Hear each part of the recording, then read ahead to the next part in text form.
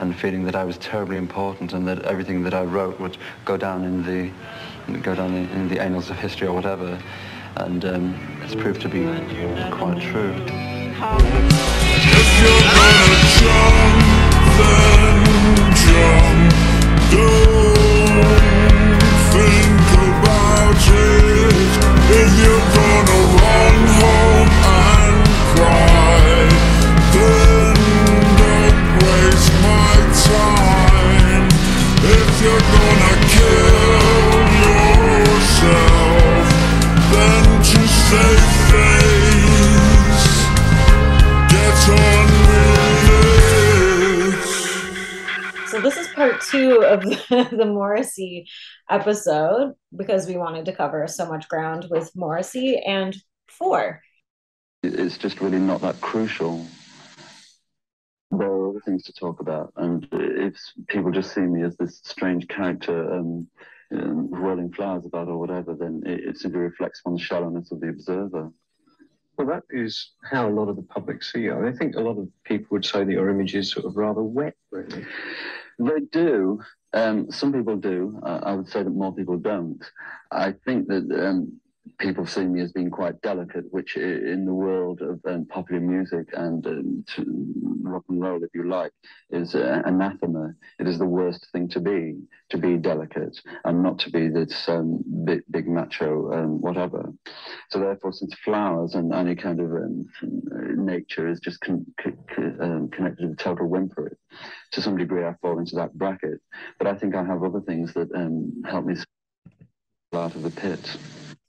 Okay, yeah. So he's being asked how he deals with feedback on his art, on his music, and he first negates what the audience makes him to be. He says there are other things to talk about me, and if people just see me as this, it reflects upon the shallowness of the observer. So this is a Fourism. He's defining himself from the no, and and if anyone doesn't get him, it just reflects back on their shallowness. And he literally says that being a delicate person in this world means being an anathema. So he is the Antichrist. He's not this. He is not being defined through their eyes. And I think there's also a counter thing there, something 6-ish, because he's pinging in a contrarian direction. It's black and wild. So mentally, he's processing the image crafting in a black and white manner. I feel like so.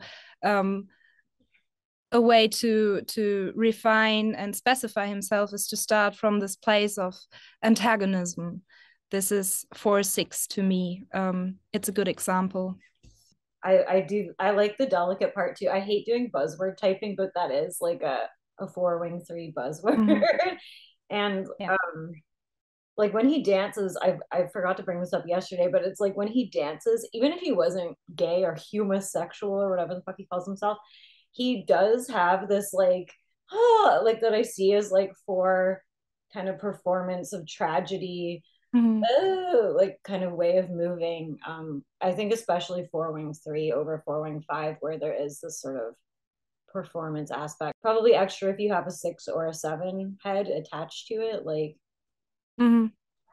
it's more extroverted than, yes, I know what you mean. I think this is just double image also, so you will find this over exaggerated or stilted performed mannerism in all double image types, especially. So any 3 will suffer from this, and it's expressed differently in a 3-wing 2 or 2-wing 3, but it's also quite theatrical, not as dramatic, but also theatrical and artificial. Like what? Well, the words that I write, which is principally why I'm here. I mean, I'm not here to dissect insects or do anything like that. I'm here principally because I write. But one of the lyrics, some of the lyrics you've written in heaven knows I'm miserable now. Why do I spend my time talking to people I'd rather kick in the eye? Who would you like to kick in the eye? Well, on the very brief spasms of employment that I had in the past, it always seemed to me there were moments of the day when I would realize that I was here working with these people that I despise. And I have to talk to these horrible people and ask them what they did yesterday. And I would have to report to a boss that I couldn't stand. And when you're in that position, which was the absolute basis of heaven knows I'm miserable now, you realize that you're actually spending your entire life living with people that you do not like and doing something that you do not like, which is incredibly distressing. So that was the basis of that song. I mean, kick in the eye. Yes, literally, sometimes, I mean, let's be perfectly honest. Sometimes we do get so angry with people that we're not averse to violence, which, of course, is a terrible thing to say, but truth nonetheless. I loved how he said, I have other things that help me scramble myself out of the pit. So buzzword typing again, but he sees himself as belonging into the pit. He's down there, and he has some very few things that help him scramble himself out there. Despite what is being said about four and what we just said about the theatrical aspect of image types, fours are very seldom directly expressive about their feelings and inner states. Because on one hand, they always assume that they will be misunderstood, which is true, because they make it so that they will be misunderstood. And yeah, their feelings are also so multi-layered that it's hard to, and so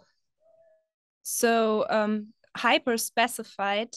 I could see like the social self-pres part of that kind of adding to the wanting to share mental state stuff, because he's putting it at about other people, because like that sort of, I think I'm just like, maybe I don't know if this is right, this is how I feel it with my, if it's about other people, I don't care, I'll share my mental state. If it's like, this person's fucking disgusting, I hate them, blah blah blah, I think that seems like social self-pres working with four as a core or a fix. And and I also think, because like it was interesting how he has to engage, it's like I have to say hello to these people, like that does seem like social self-pres.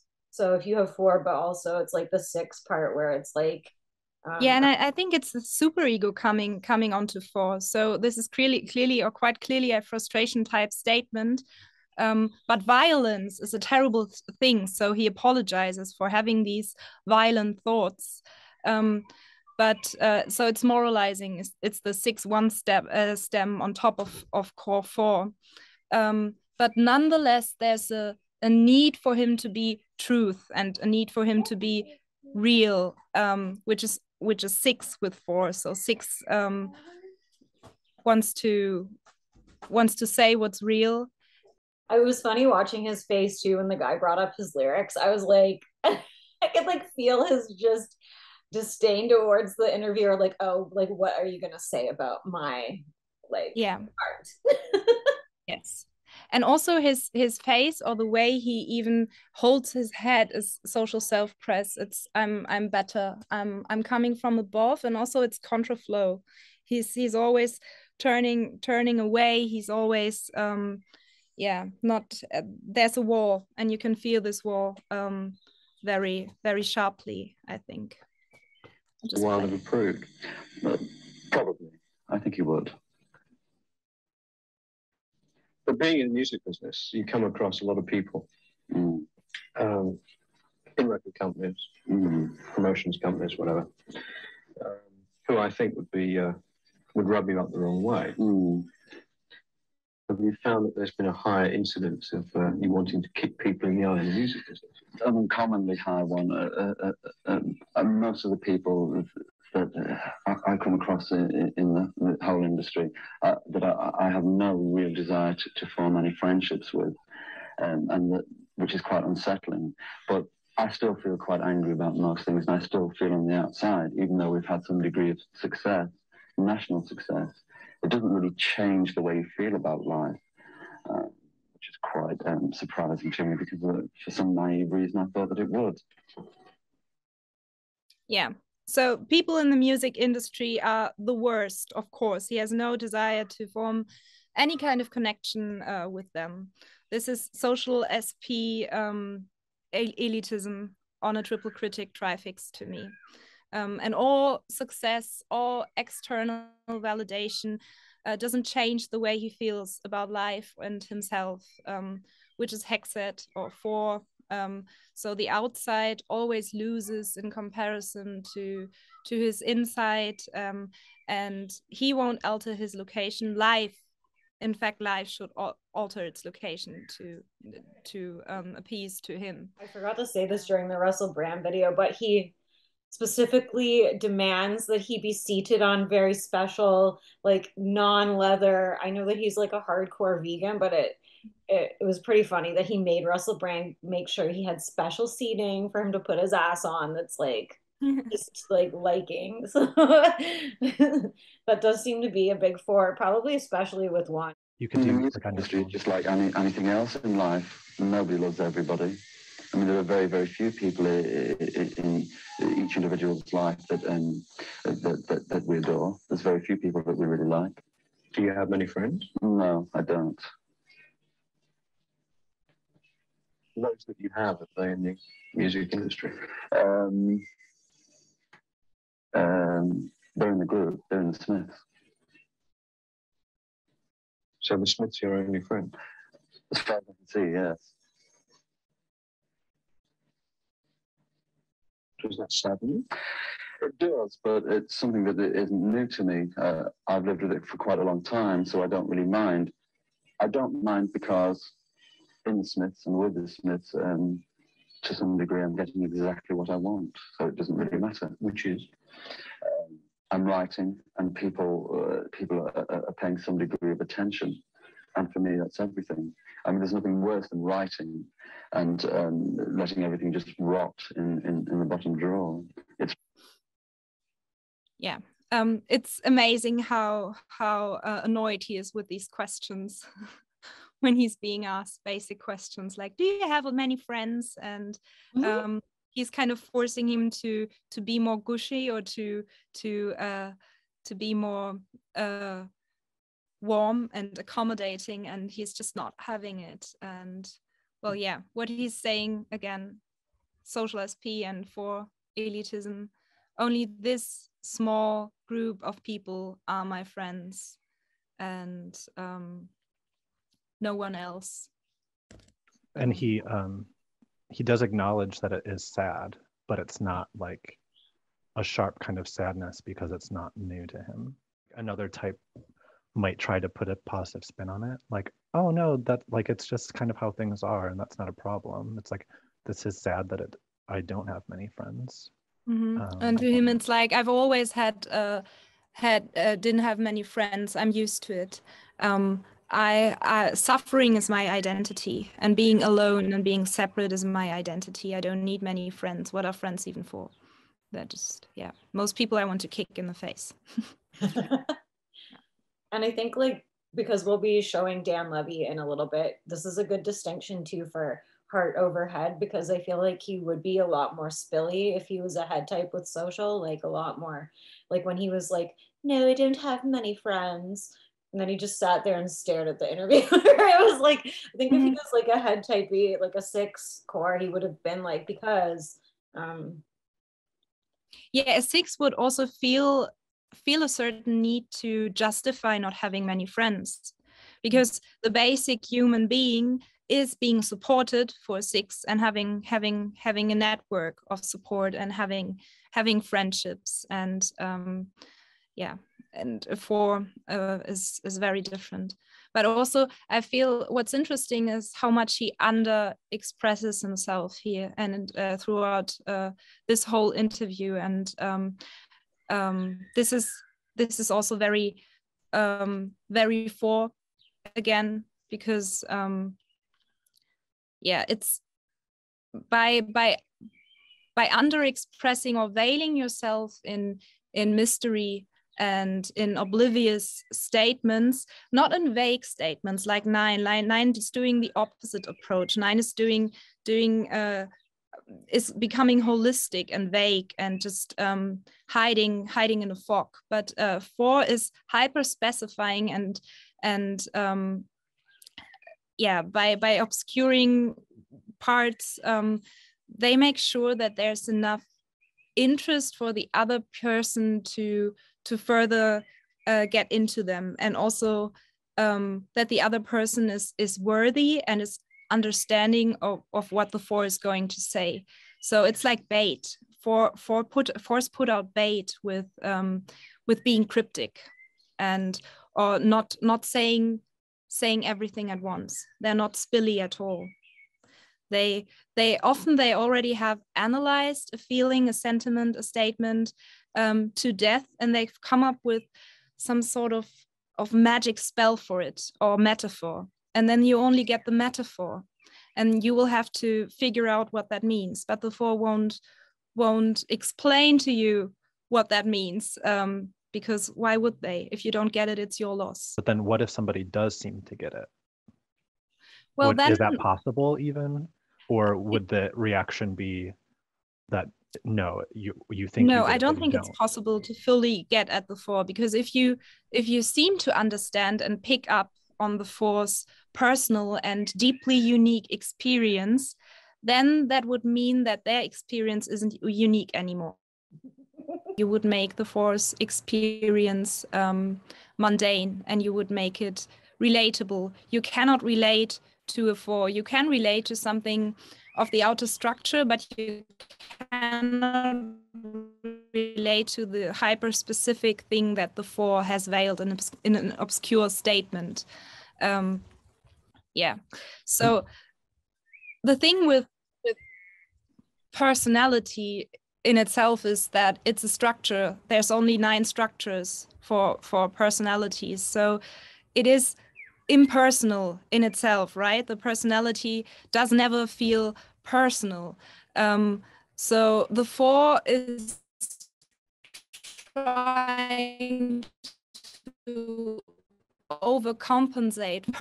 It's just a type structure playing out, whether that's conscious or not. So they overcompensate by making everything hyper-specific and special and unique and extra aesthetic or whatever. So that's interesting, because I actually relate a lot to these, like, being kind of obscure, like in the 9 way, and dropping hints or sort of like obscured.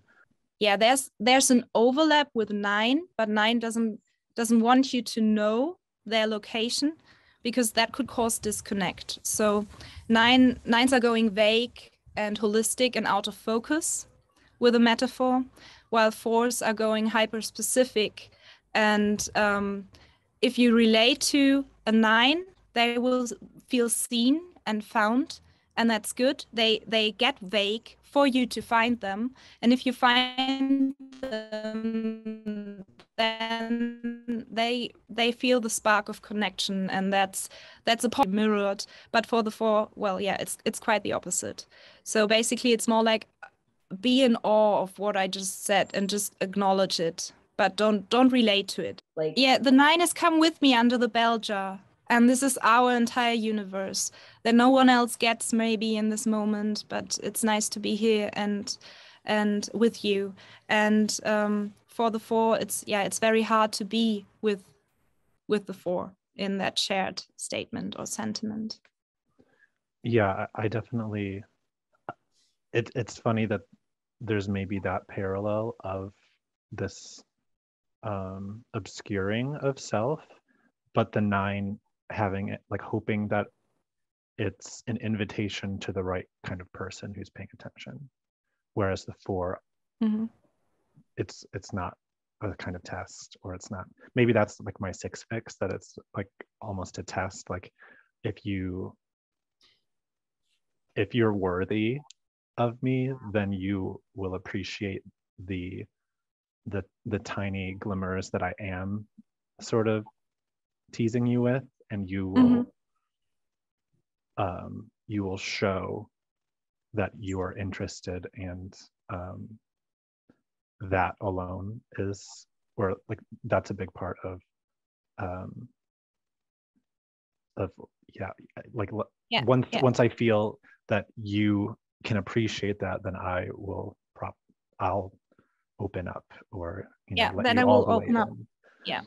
It is a test. It is bait in some form. It's bait to see if the others were worthy or understanding, and but it's bait to witness the four, on the stage, and not to be with the four. The nines do this to invite you to be with them, and the four doesn't do that. I think it's extra too when there's like both 4 and 9 together, like in a person's trifix, where it can become like this, at least in my self experience, it's like it can become like sort of where you almost get reactive and angry at people because you like allowed them to see stuff because of the 9 part, and then it's like, like I didn't want you to see that.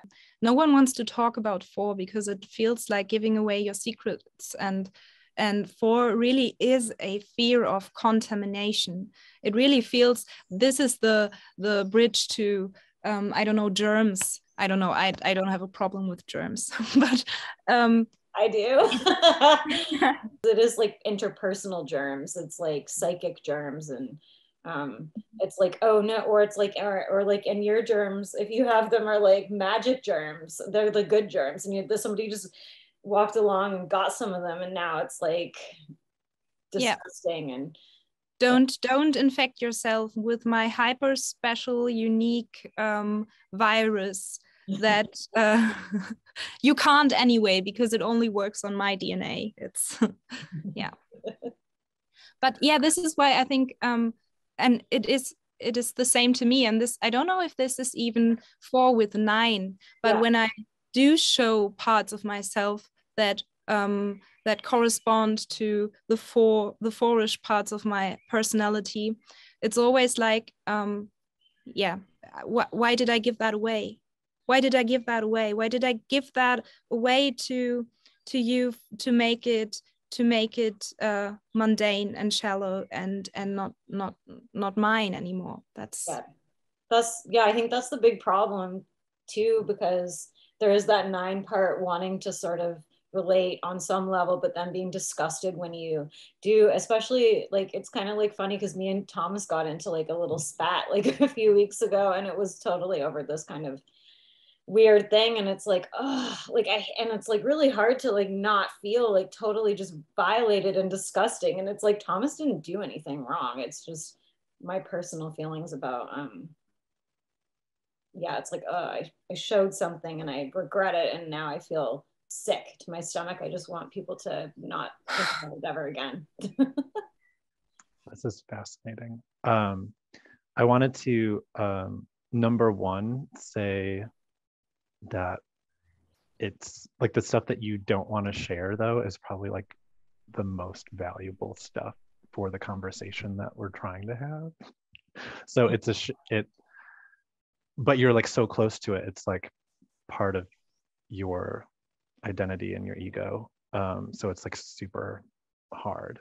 I think like, well, for me personally, like it's not just like the sharing, it's more like, I think because I've had so many experiences of people like biting my shit, or just like taking like little pieces and then putting them on themselves. And I know that we're in like an Enneagram community where people are always trying to LARP as 4 fixed or 4 core or whatever, and so it does feel like, ew, I'm not giving you something so that you can Frankenstein it onto your fucking body and pretend to be like me.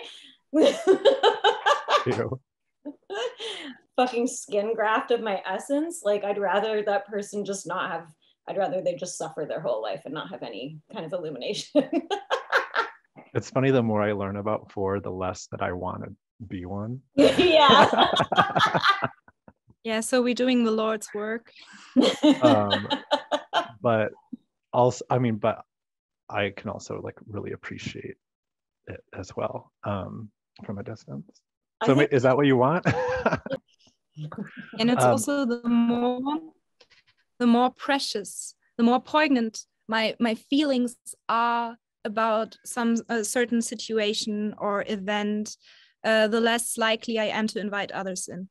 So the more sacred it becomes, the less I'm inclined to share this. So everything that's really meaningful to me, and that there aren't many things that are really meaningful to me, the more lonely I become with my treasure. That parallel is really interesting between 4 and 9 of like that like obscuring, but yeah, there is the difference between like being appreciated and kind of like wonder, but not trying to relate and like connect with it, versus 9 like an invitation to relate and connect. But also I feel like I want to be appreciated as well, and so like there's this insecurity of being overlooked and neglected and underappreciated, and I want someone to notice that kind of like diamond in the rough quality, or like obscured, like some like an old sort of treasure chest in a antique shop that is full of junk, but then this is the thing with value that is hidden. But if you have the right eye, then you can appreciate it. So that part of it doesn't necessarily necessarily need relating or connecting. You know what I mean? It's just being seen. Maybe that's SOSP. I think this is also the 3 golden child that 9 has hidden inside themselves. It's your line to 3, or the soul child theory, if you want to that. 4 has that line to 2, and 4 as a heart type is also secretly longing for connection. Heart types want to connect. Heart types want to share their special selves.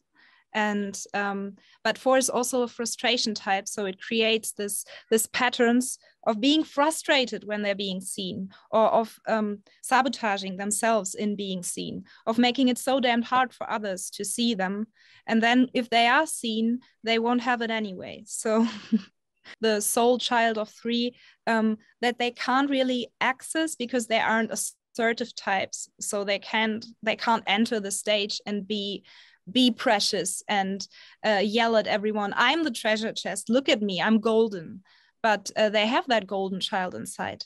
They're humble, and they want you to see, to find that treasure. We will also see, when we look at Dan Levy in a bit, we will see that he's a 4 fixed 6, and the energy is way different. So there's really no real way to conflate the two once you understand the type structure.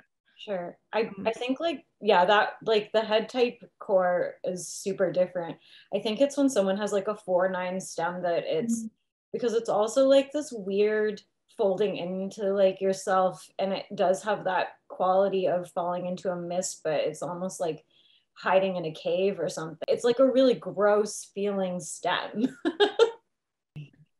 Wait, what feels, just the combination of the 4 and the 9 together is gross, because they kind of, there's an invitation and a rejection, a pushing away and going in at once. A recipe for disaster. They complement each other in the worst ways, and also in the best ways. So because they make the 9, if a 9 core has a 4 fix, it makes the 9 more specific, and it will give the 9 more oomph to assert themselves, or to locate themselves. I just realized like how you can kind of tell a heart type or an image type, because they are kind of wearing a mask of their personality all the time. It's like always projecting that thing that they want you to think about them. Like he's always looking, ooh, tortured, like, you know, and like my mom being a 2 and 3, she's always got this like soft, like inviting, nurturing expression on her face. So that's sort of just, yeah, occurred to me. Probably other people have noticed. Yeah, I think he said that it's very important. He's afraid to get some kind of approval, which I think is for fulfilling or trying to fulfill their instinctual needs. In his case, social self-press, which means that he needs to broadcast a message. He needs to broadcast his personality. So social 4 is the most overt or loud 4. But he does it with disgust, of course. And yeah, he also, I think he also said something about reviews and not being happy when reading reviews that falsify his emotional experience on stage. But he was also doing a flex right there. He was saying the show was so successful and we played. So I see him doing his 3-wing there. He's emphasizing the success, and then he gets right back to what's shitty about the reviews and how they don't actually capture his experience and what's all wrong with them. So sellout concert, and it was really quite hysterical, quite wonderful. We did 4 encores and everybody was enormously receptive. And then I read this review in the Melody Maker, which implies that the whole thing was entirely damp, entirely forgettable, and nobody cared. And then I read a review in the NME by a person called Anne McRae, who reviews the concert in Sheffield and doesn't mention the event in any vague detail, simply analyzes my character and destroys it. So it does seem quite hateful and quite destructive, and I don't understand it completely. But ultimately, I'm above it, so it doesn't really matter. Yeah. So I think he is formulating the gap between his own perception and the impact in the outside world, which is the withdrawn frustration type dilemma in a nutshell. So his image wasn't mirrored back to him properly, which is always the case for 4, but it doesn't cease to disappoint the 4 nonetheless, because the 4 is attached to being frustrated over and over again. And but he says, of course, that he's above it, so it doesn't matter. Because yeah, as the day ends, he's still alone and untouchable, and no one will make him believe that what he writes or what he says is ever wrong. And this is, yeah, once more Hexad and social SP with 4-wing 3 elitism. He's being above, but he's also being immovable. He won't change his perception, his location. He's a concentrated speck of energy, and he's being stuck in that one specific corner that he's made his own prison. And whatever you say won't change that, but he judges you with disgust for it. That definitely points to his 1 fix too. Yeah. So, but this is interesting because I wanted to get a bit more into 4-wing 3, because 4-wing 3 in itself isn't blind to the ideal image that 3 embodies. So it's not entirely unaffected. 4-wing 3 is in a way in touch with the zeitgeist, or uses its wing to look at what's on vogue, what's fashionable, what's valued, what's being valued right now. 4-wing 3 sees that and uses it as a vantage point to set itself apart from it. So it's more counter in that regard, as if the 3-wing watches and then tells the 4, don't be this, don't be like this. That's vain. That's shallow. You can't be like this. And 4-wing 5 in that regard is much more clueless and unaffected. So it can even feel, to me, more 9ish than 4-wing 3, because it's more withdrawn and it's more clueless, and it lacks the counter-attaching part that 4-Wing-3 has? Why are you above? Because as the day ends, one is still alone with in my instance, the words that I want to write and the things that I want to say. And in that area, I'm completely untouchable. Nobody will shove me off course, and nobody will make me believe that what I've done is wrong, or what I've written is wrong, or that the person that I am is a totally nonsensical character. But if you're looking for approval, who are you looking for approval from? The media or the fans? Well, I do read the music press, so it's very nice to have media approval, but it doesn't determine the way I write. I never sit down and say, well, I really have to do this because otherwise such a paper won't like me very much. That doesn't happen. But it is very good to get the support of the music press. I can't deny that. Yeah, but he hates to say it. He hates to admit it. He can't deny it, but he hates to admit it. Yeah, you can tell just by looking at his expression that he's like... Yeah. Have to admit that it's not all wrong to be famous when you work in the music industry, but it's still terrible. But who do you think is the typical Morrissey fan? I mean, do you think they're all lonely sick formers? No, I don't feel that. I'm sure a great deal of them are, but I look at our present audience, and it has changed a great deal. We've been the first group on an independent label to gain not only an independent audience, but also a major audience. Nobody else has done that on an independent label, and I'm quite pleased about that. I look at our audience and I see the people who were there initially, the kind of severe, serious musicologists, and I realize now that we are attracting lots of very young people, and that becomes dangerous because I believe that the media do always judge you on your audience. They judge you entirely upon the people who come to see you, regardless of what exactly you're doing on the stage. But I see our audience as being incredibly vast. There are lots of people from all walks of life. We're not regimented to a certain sect of people. We're no longer regimented to this serious musicologists or teenies or whatever. It just seems to be everybody.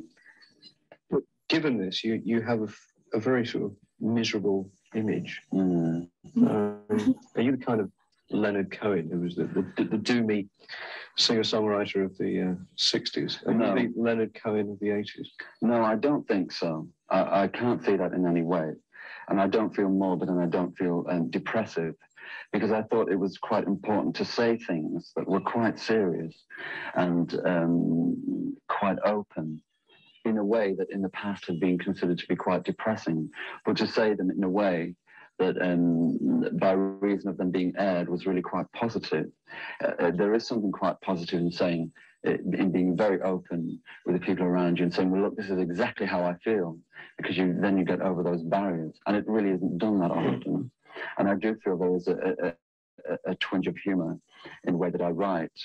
And if that isn't absolutely apparent, then to a degree I understand it. But I do try to inject it. I don't want to be considered morbid by any degree. What? Yeah, how dare you compare him to Leonard Cohen or any living person? That's when he got really verbose too. It's like, oh, I'm gonna actually, I have a lot to say now that like you're trying to tell me what my image is, and I'm gonna get you back to where I want you, like which is just away from this other thing that you he's image directing there, and he first comes the no, he can't see that in any way or shape. There's no overlap at all, and then he gets into the details. And it's also, I just found it a bit interesting that he says he's not depressive at all. I think in later interviews he's stating that he's always been depressive, but four isn't depression, as I think is quite known.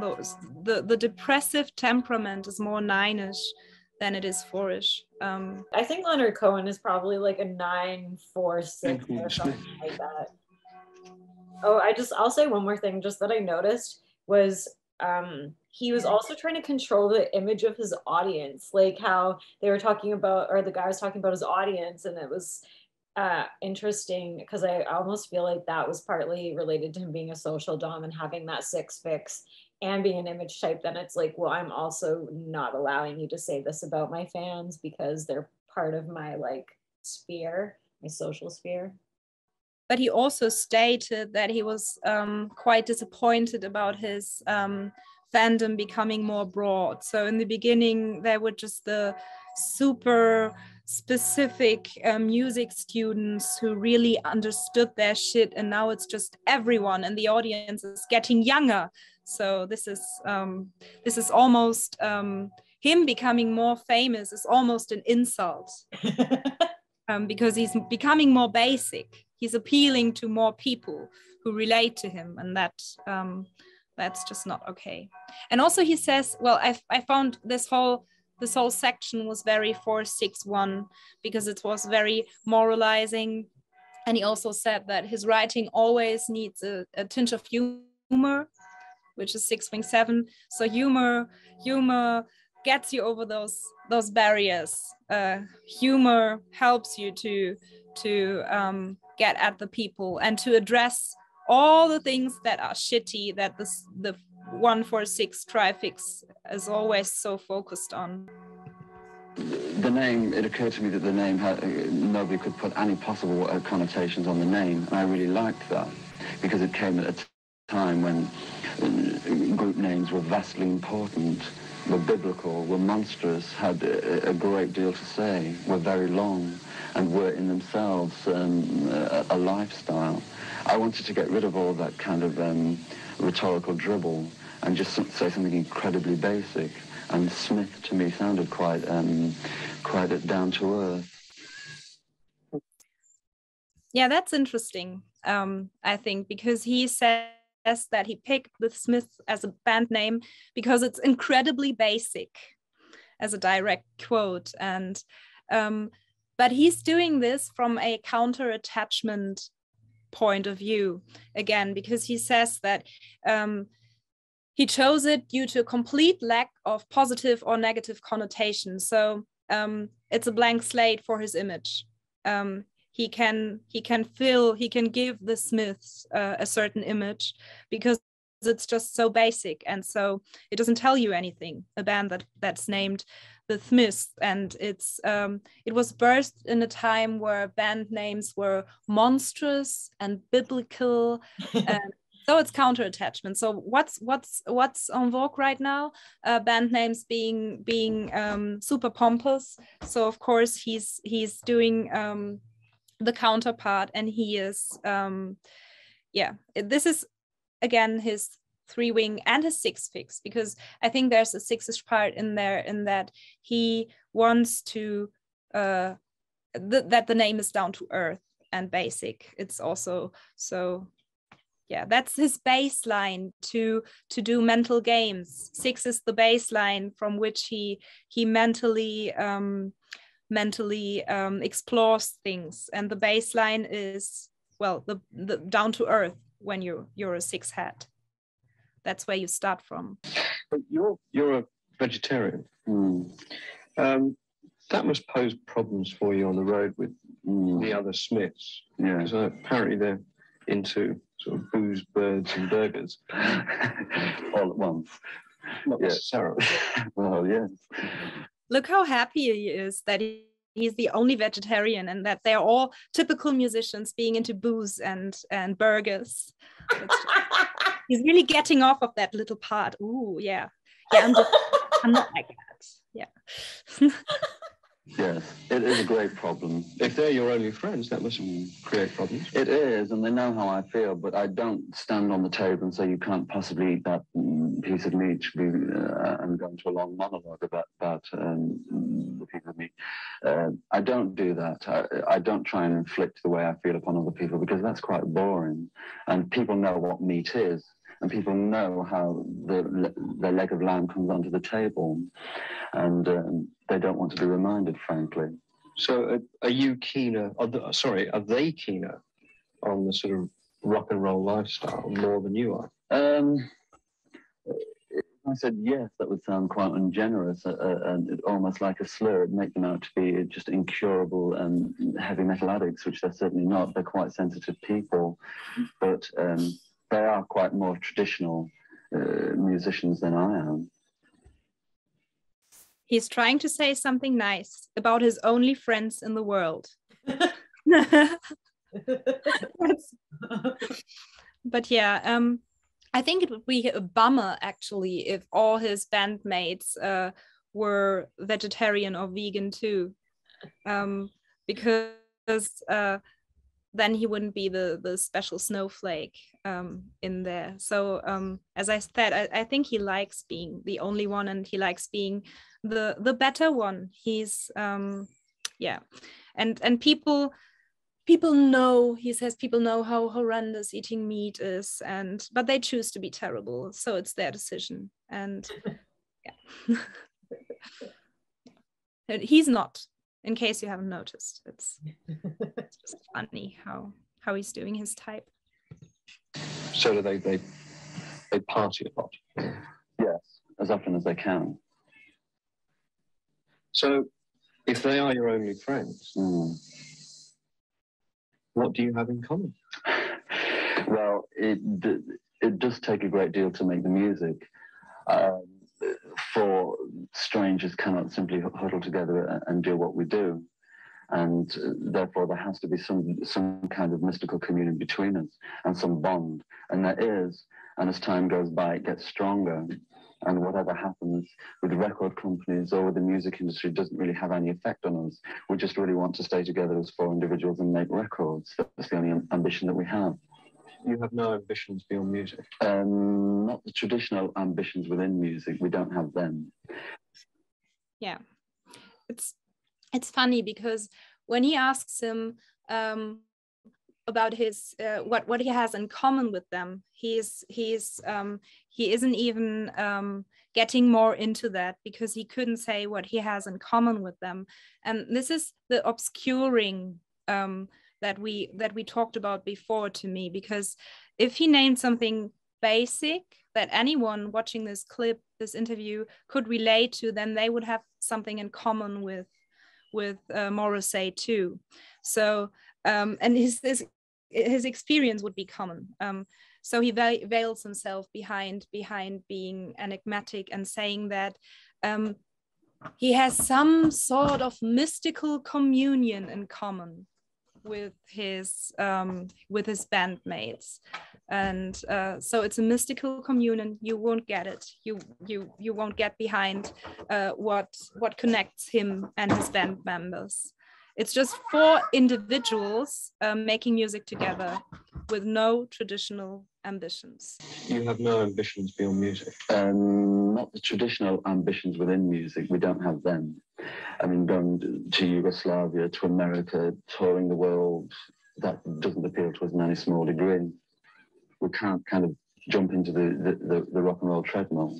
So how are you going to survive then if you don't conform to that? I mean, purely from a financial point of view. It's possible.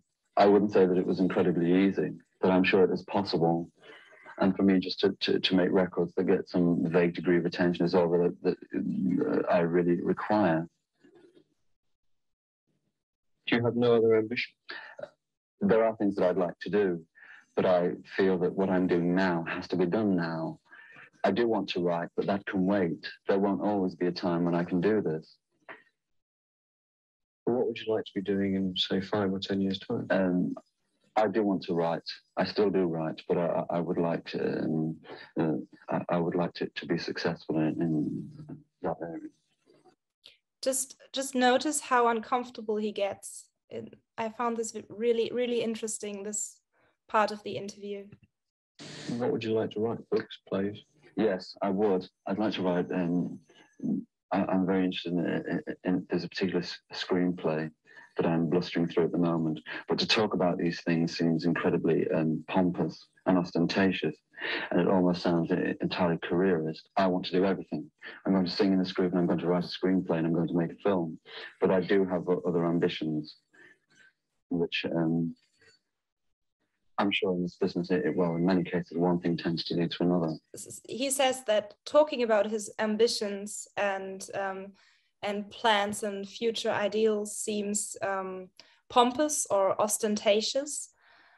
And I think that to talk about their idealized future self-image, that will always raise self-consciousness in a 4 fixer and in a 4, because or any image type, because where 3 can embody the fake it till you make it mindset and won't even talk about anything they don't deem likely to succeed in the first place. To 4, it's it's way more delicate, because 4 has this frustration cycle pattern that nothing is ever as good as imagined, and 4 is super inhibited in finding ways to work around obstacles from their super narrow set of emotions and self-images.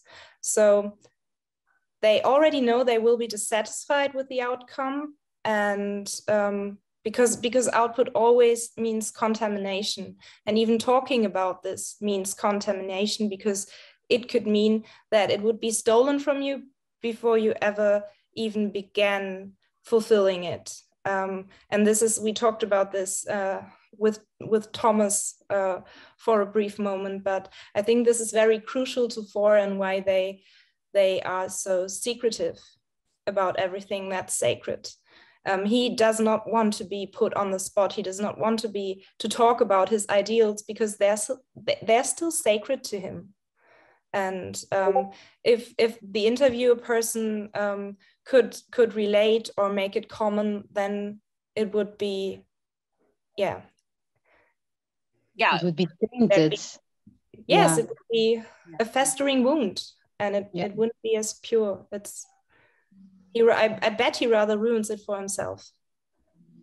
Yeah, that's definitely like even a 4 fixed pattern too. Like, I guess maybe depending on how strong the 4 fix is, but I used to be in like writing groups and stuff, and it wrecked so much for me. Like, now I just am in, like, when I do writing groups, it's like workshops with like fucking like 70-year-olds who write about like stuff that I don't, you know what I mean? Yeah. Even if you only start talking about your writing process in the server, I could not participate in that. I don't even read it. I don't want to read anything about writing process, and I could never take a course in creative writing. I do that when people talk about their ideas, like when they're talking about what topics they're doing. That's when I'm like, nope, that's when I know about, because I'm like, if I see you're writing something that has anything like mine, you're gonna wreck something I care about. Memory glands would you want to get your hands on? I'm not saying that. Well, whose memory glands? He can mind his own business. And I refuse to. I don't understand the question. John, on the Larry King Now blog, how often do you go record shopping, and what are your favorite record stores? Well, they've diminished. They've all dried up and slipped away, unfortunately. So it's harder to find them now. So, are you a record collector by nature? I am, yes, I am. And it was always the case. You'd arrive at the city and you'd go straight for the record shops. And do you like all kinds of music? Yes. Well, no. But I can tolerate most music. There's some things I really can't stand. Like what? Well, I don't like rap because the voice is always the same. But I quite like the social sentiments. You like what they're saying? Yeah, I like it. I like what they're saying, but I just don't like the sound of the repetition. Emma, on the Larry King Now blog, you've talked very openly in the past about your struggles with depression. Has it gotten better over time? What advice would you give to people struggling with it and their loved ones who give their support? Well, for me, it didn't ever get better. I've had it for many, many years, and it's I refer to it as the black dog, and it doesn't go away. Churchill had it. Yes, Lincoln had it. Yes, and it's usually the very first thing when you wake up in the day or the morning, whenever you wake up. But there is no cure. And I think it's part of being a sensitive, open human. And how do you get better through the day? Not really. Not really. No. You're depressed now? Not now, because I'm here with you and I feel quite safe. And I've cured you. No, you haven't. No. You take medication? I don't. But I've been through everything, and it's just completely pointless. It really is. It's a frame of mind, a state of mind, and it's circumstantial mostly. Yeah. So how to make depression even more complicated, so that even disorder, which is complicated and individual for every person who suffers from it, is even more complicated. So he's so evasive in these questions, and he doesn't make his suffering part of his image clearly. So he was born like this. He says he's always been depressed part of his whole life, and it has become his identity. Because without suffering, he'd be a happy person or someone who's mostly happy, and without darkness, everything's shallow to fall. So there always has to be some darker aspect, some dark tint to everything that is worth something, because without this darkness, it's not worth anything. It's trash. It's shallow. It's a mundane experience. But if it has some delicate and unique and hopefully beautiful and yeah, a pain in it that you can express, and that you can that you can transgress through, then it's more deep. It's worth something. Yeah. He takes the pain and he writes brilliant music with it. So he transforms it into something meaningful. Yeah. You know? Yeah, and I feel like this is almost always the initial response a four will have to any form of suffering or internal agony.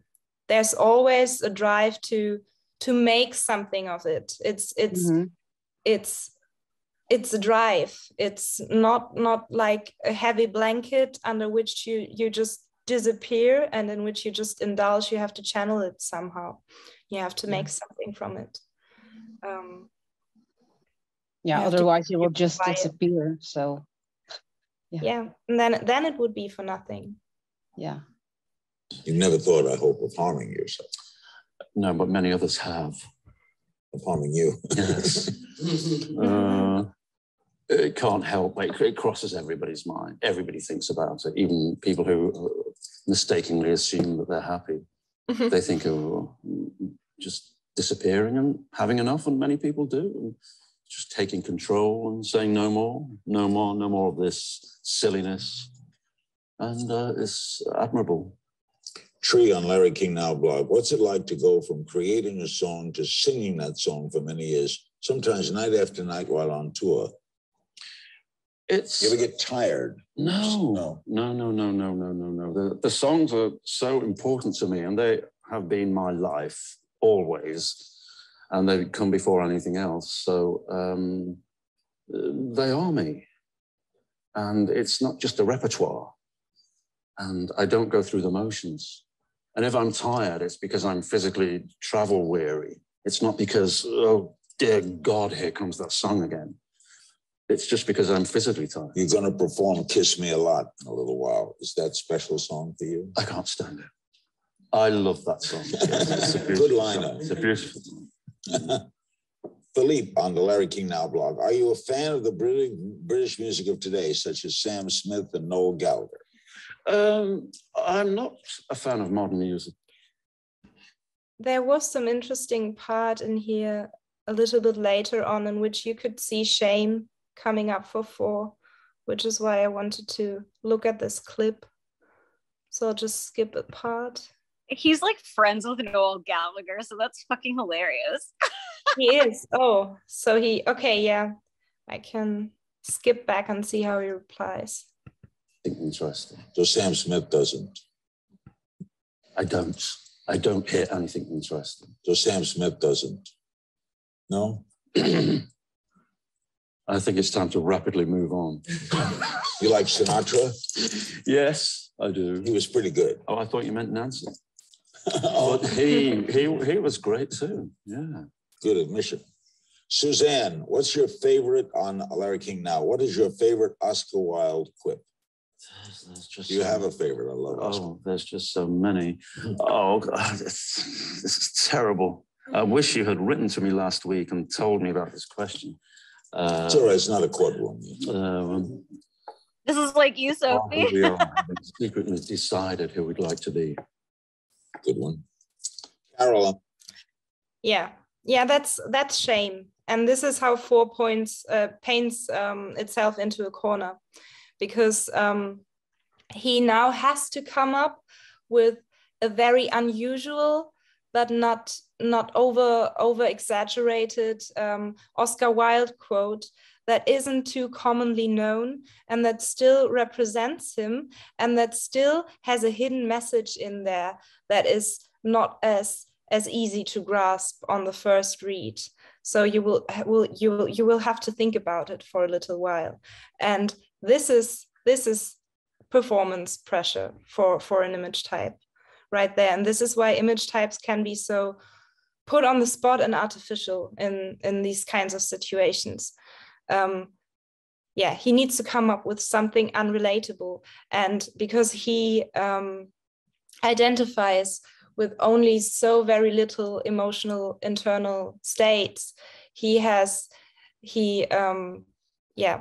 overspecifies himself, and then he has already excluded some things he would have said perhaps in a different context, and then he can't go there anymore. So yeah, and the quote he uses is, "We are who we are, having decided who we'd like to be." So yeah, a quote about image crafting. In the same interview, I think, and it was when he talked about Russell Brand, and he said he was clinically insane, and I thought it was very funny. Who said that? Morrissey said that. Yeah, about Russell Brand, and he said, "Yeah, but he's my friend, but he's clinically insane. He can't help himself." And I thought it was kind of funny because it's like the 4 to the 7, you know. This is a stupid interview, but it really shows his attachment and in the same trifix. So this could be interesting to compare. We type them both with the same trifix. We think Morrissey is 461, or we didn't talk about order, but I would almost put 1 second for Morrissey. I don't know what you guys think about that, but it's irrelevant anyways. We are looking at the 1-4-6 trifix with a 6-core and a 4-core, and Dan Levy is a 6-core. Yeah, and he's social calm too, right? I think Morrissey's probably 1 second as well, because he's so like self-righteous, and he seems like it's almost like attachment as an afterthought, like, oh, I have fine if I must. Yeah, just Morrissey would never have answered like this. He's already meeting him there, literally. Had I known you're wearing a suit, I would have met you there. This is fucking gross. It's totally gross, the interview. Brace yourself. It's so funny because it's full on self-deprecating 6 mode. He reflects back a compliment. He cannot accept the compliment. This is not what my hair looks like. I'm just a guy. I'm just a regular guy. I'm just like you. But also there's a woo me message in there, a 6-4-ish. But I don't have the support like you do. I don't have a hairdresser like you. I did have to do all of this myself. And I feel like himself relatable, and Morrissey did the exact opposite of this. So, I think I was thinking about this earlier, like I don't know if he's typed by others as 4 I think he's 4 last probably, and he's just social sexual, so that makes him seem more imagey maybe, but because I feel like it just shows up almost like, I guess, like what you said, that is, but it's like, it's just like that particularity, and it's like almost like showing up as like persnickety and picky, you know what I mean? Just more, even more than like 6'1" already is, where it's just like my special cream, and it's like this kind of, anyway. Mm-hmm. Yeah, it's his whole demeanor and language also, because first of all, let me specify this. Let me specify the triple critic. We aren't buzzword typing, but it's fun. You can use buzzwords to emphasize your argument. Attachment, especially, because it's all about the support and about how powerful it hit him, and the emotional support, having the emotional support of this squad who had a meeting, who shared the experience with him, and blah blah blah. We got through this together, you know, as a team. I also just realized something watching that, was how sixes and a lot of six fixers, it's like they do this roundabout way of complimenting themselves without actually complimenting themselves. We're like, I got all these thank you letters. It's like, oh, so you're telling us that you're so amazing that you get thank you letters, but no, I would never say that. Like, that's the kind of, but that's like, because he's got 2 super egos, like non-negotiable. That's like right there. But anyway. Yeah, because the most beautiful thing is to touch the people it touched, and to touch the people. This is what he wants to say about the letters. Yeah, this interview is gross, not because he's gross. I mean, he's all right, but it's just it's tediously social and irrelevant. I know, but it's interesting because I thought there were some Fourisms in there, or you could make it a Fourism, because he found his experience unreflected in society, and he found his suffering to be unique, but he kind of humanizes this self-image, because what he wants to do with it is to make it more common. He wants to commonalize it. He wants to make other people who are in the same situation as him feel safe and secure through, six buzzwords again. I don't know, being truthful, the power of truth, and thoughtfulness and whatnot. And so he wants service or something.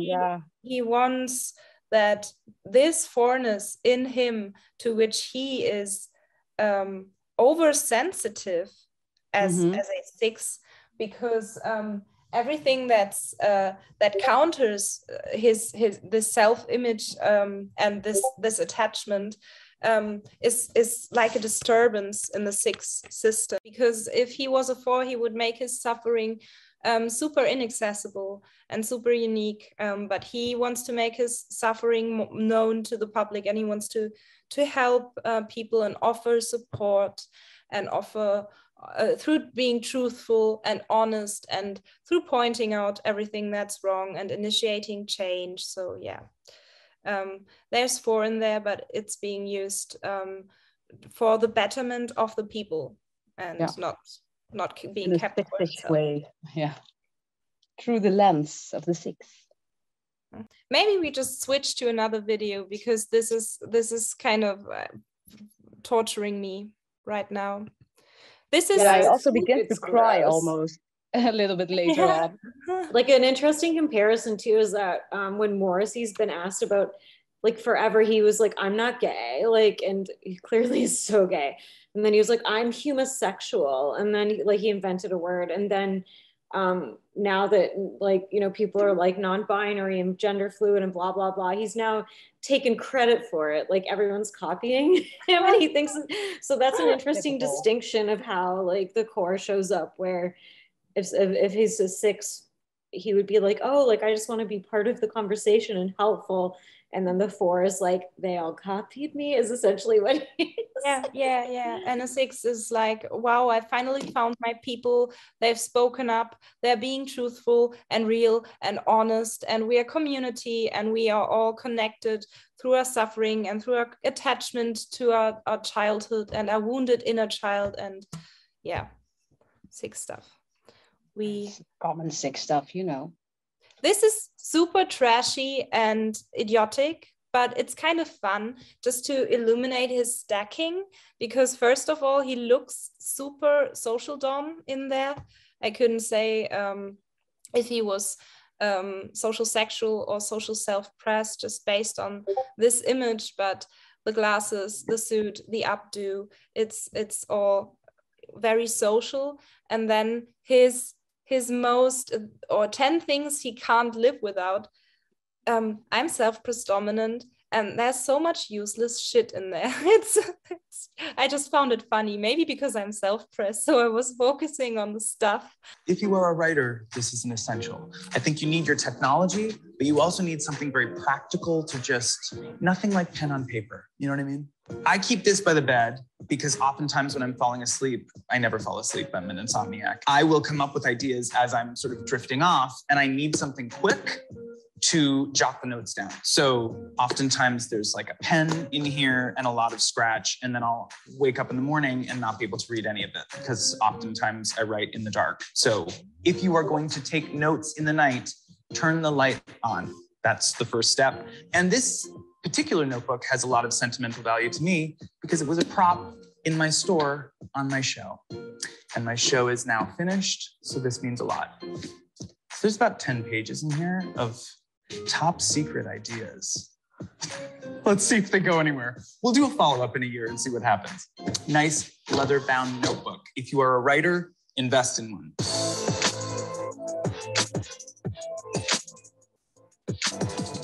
Next essential, the Diptyque Tokyo candle. Now this is gonna be a weird brag. This candle is only available in Tokyo. So when I like to travel, I try to find things that are unique to the place, and it's hard to bring back delicious food from Japan. So this is always a very special gift that I will bring back for myself and some friends. It also happens to be my favorite scent out of this collection of candles. So I try to collect them. I think it's pretty special. I think if you know anyone in Japan, or if you ever visit Japan, a worthwhile investment, a great, and always impresses at a dinner party when you show up with something that... I just thought this is the third top most important item in his life. He can't live without that stupid candle. I just like that you put it on 1.25 speed.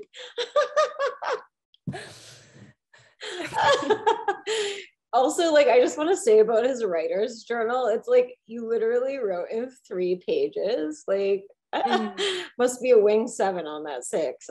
Yeah, he also just wanted to flex his super special notebook. Sentimental value, because in that way he also shows his connection to the squad, how he calls it. So it's really more like a little a shield that he holds up, that he places there for the ones he's connected to find. So this has sentimental value. This is connected with these people. This is just social sixing, I think. I look naked and not in a hot way.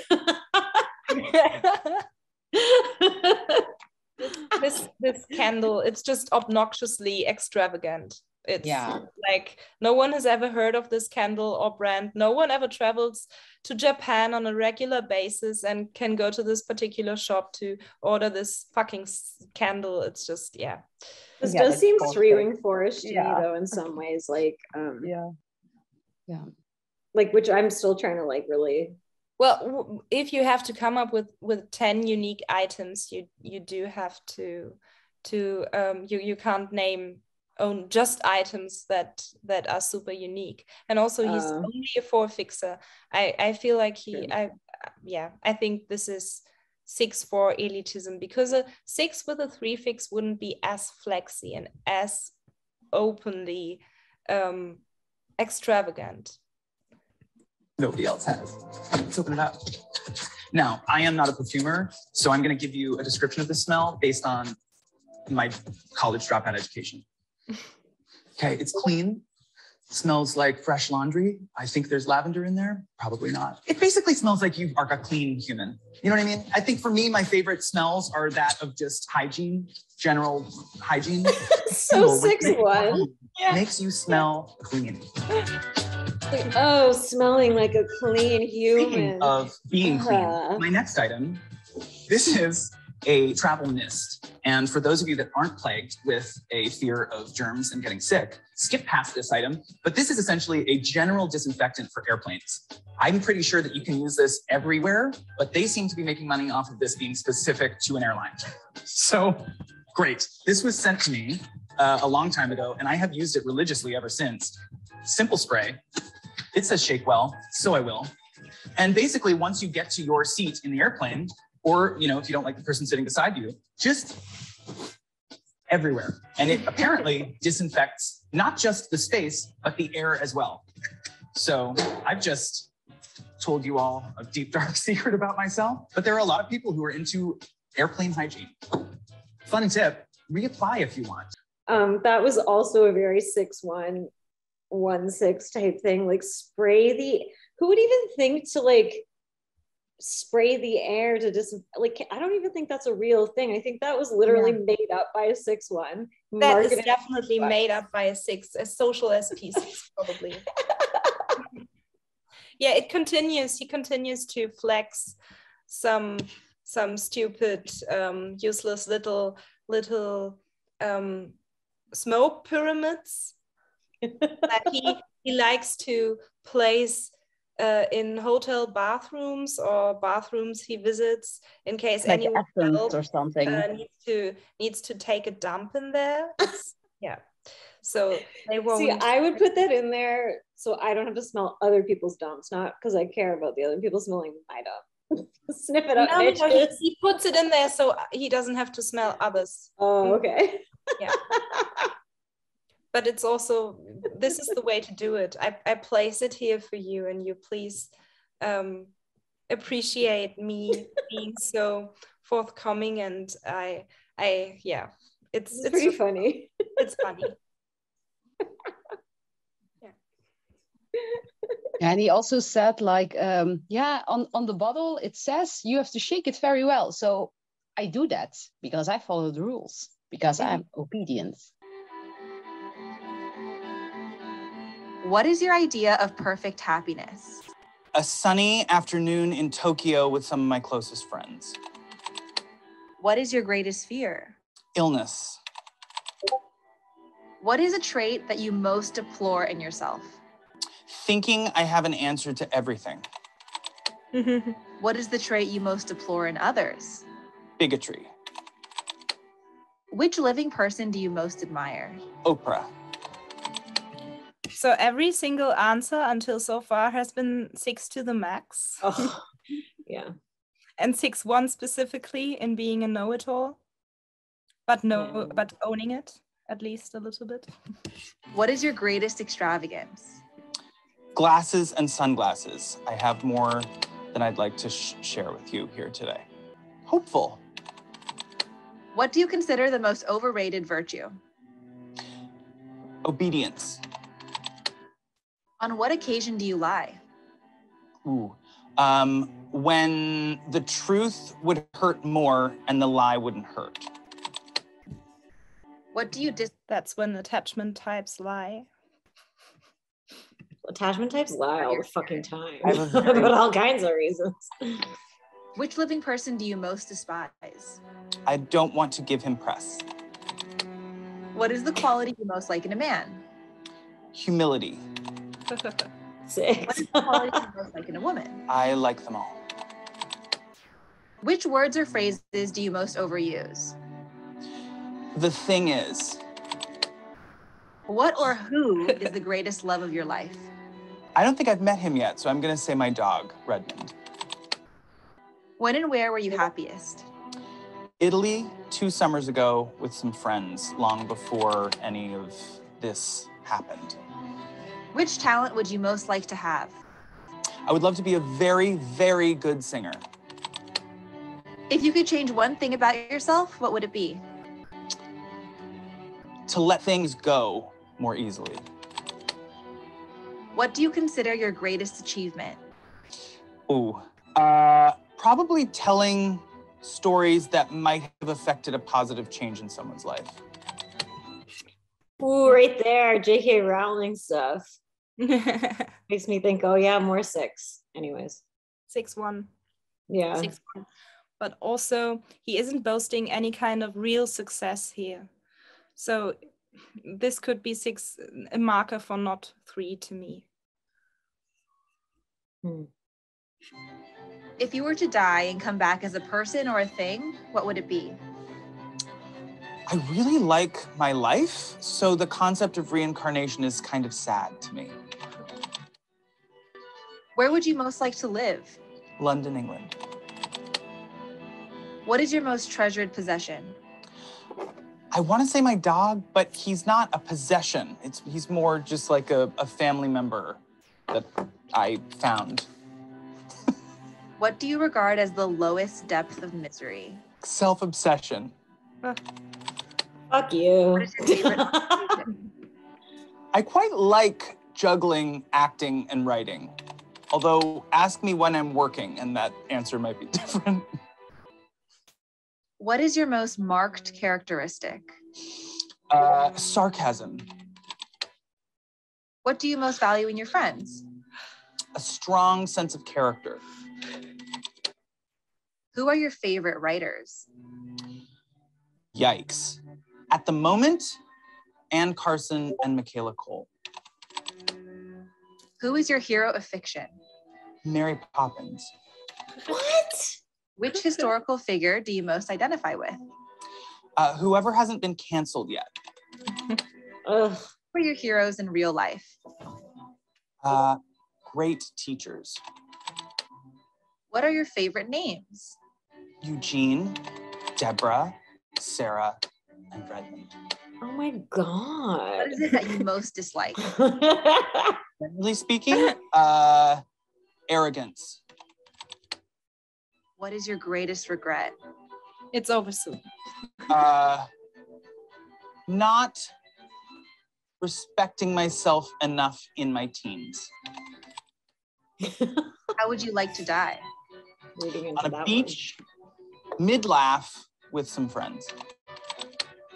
And finally, what is your motto? There is no such thing as this is how it's done. That concludes the questionnaire. Okay.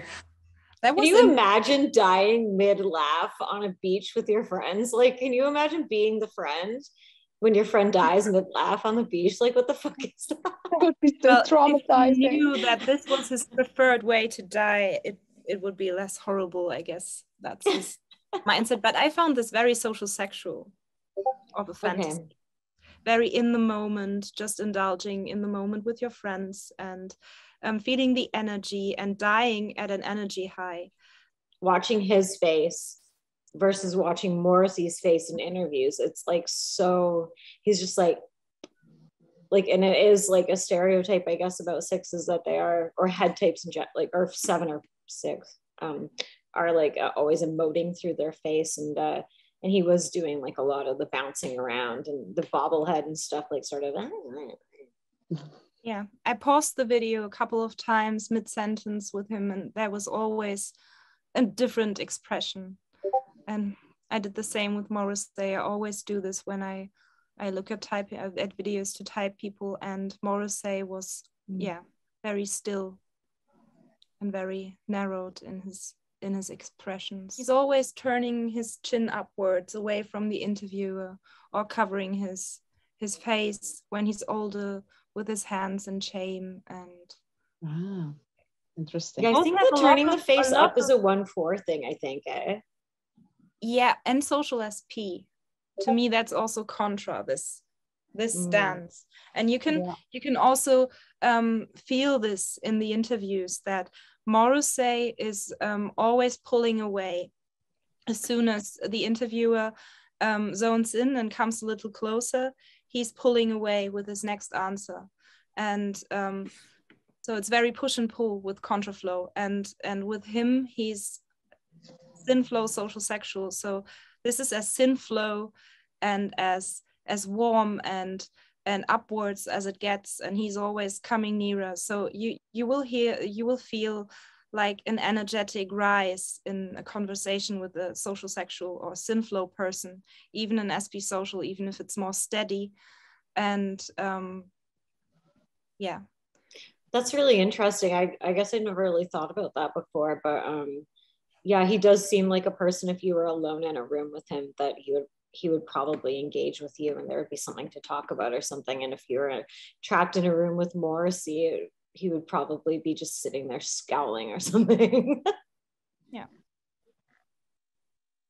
Yeah, it would be less easy, I think, to like relate and talk. Mm-hmm. Yeah, and not only because it's attachment, right? You'd also, if you imagine both as a 6 core or 4 core, Levy is the one you'd rather engage and flirt with. He's more accessible, more open. Although I don't know, watching Morrissey and Russell Brand do that weird thing yesterday kind of made me horny. I was like, I wonder if they haven't fooled around. Like I couldn't stop thinking about it. Oh yeah, I can see that. So Dan, how was that experience? It was okay. It was okay. I crack under pressure usually, so it was relatively smooth considering other high pressure situations I've cracked under. Were there questions that you lied about? No. The problem is, between my friends and my family, I'd be held accountable for each and every answer to those questions, likely publicly.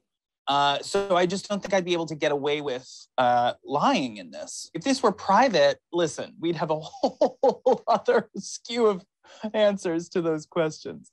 But can you explain why you answered Oprah? To which living person do you most admire? I mean, she has played such a formative role in my life. She was someone who has like greatly informed my desire to be of service to people, to try and do good in the world. She has inspired a sense of charity and generosity in me from a very young age. And I just think that she is someone who has made a mark on the world in such a positive way. You answered thinking I have an answer to everything. When I asked what trait you most deplore in yourself, in what occasions has that gone awry? A lot of the time it's like unwanted advice where I just can't help myself from offering solutions or opinions on things that ultimately were never asked of me. But I'm a Leo. So I mean, I don't want to default to a star sign because that's like a really weak excuse. But at the same time, for people who are Leos, you realize that you are essentially trapped by a star sign, whether you want to admit it or not. And I'm not really even into star signs. Wait till you hear about the Enneagram, Danny. But I do know that I tick a lot of the boxes of my horoscope. Yeah, and I don't believe in astrology, but also there's people who believe in astrology, and I'm quite like them. And they're also Leos. But that's not to say that there's anything to astrology. I'm just saying that it's ping-ponging. It's also that screen cap. The most overrated virtue. Oh, just like all of these pauses, like they keep doing in the black and white side are so like 6-1-y. It's like so pinched face, sourpuss, like yeah, and you would add a 3-fix would add a smoothness to it, and he'd be more palatable. But I do think he's 4 last as well. He's 6-1-4 probably.